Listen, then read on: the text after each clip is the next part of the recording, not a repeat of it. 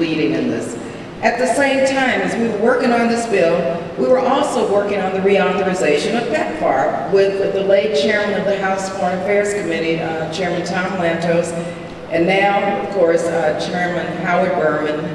And we really did start to think that PEPFAR, and this is sometimes how these processes in the Congress work, where you introduce one bill and you put it in another bill. So, you know, we kind of thought that maybe PEPFAR would be the vehicle to remove the travel ban and accomplish several goals at once. Initially, we were successful in including the language in early drafts of the PEPFAR bill in the House.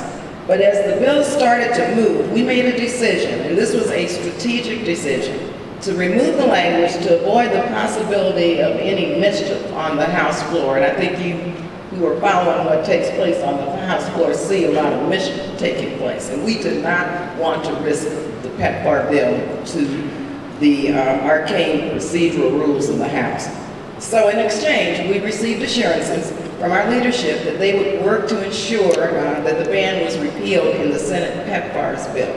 Senator Kerry and Senator Smith, along with work from committed activists, many of you here, did an incredible job. I mean, you did an incredible job in getting the language into the Senate PEPFAR bill, and of course, you know the rest is history.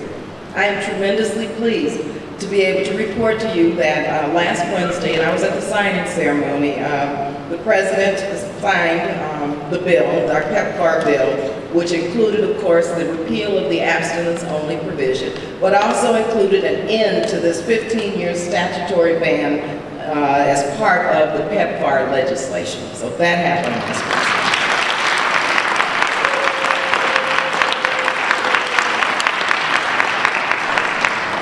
Now, I don't think anyone in Toronto could have predicted 2 years ago that the United States would repeal the statutory ban on travel and immigration before we met again here in Mexico City.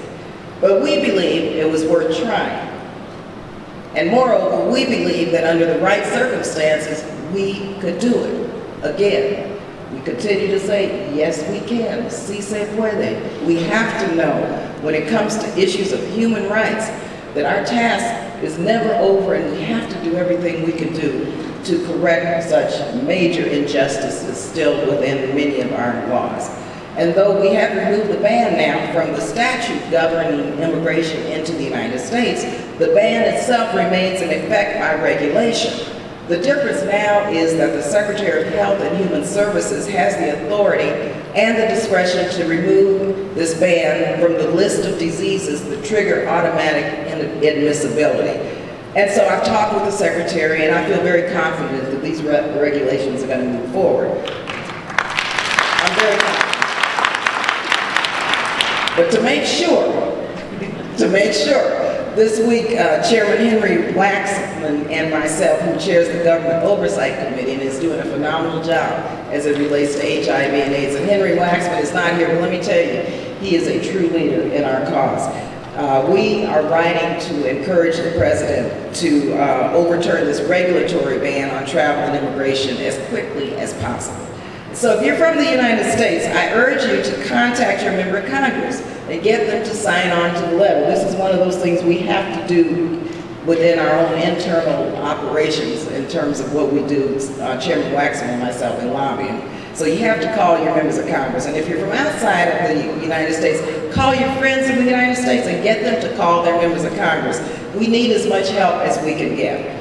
Our goal is to finally get rid of this discriminatory policy once and for all. It's our hope that this administration will do what's right and take the action to lift the ban before this president leaves office. And as we move to finally end the ban in the United States, I'm also here to help convince the International AIDS Society, of course, to bring an International AIDS Conference back to the United States. We want that. And of course, I have to be parochial in this and ask that the consideration of Oakland, California as a site for the International AIDS Conference. Yes. As we learned from the release of the new estimates from the CDC, our epidemic is really much bigger than we had previously thought in the United States.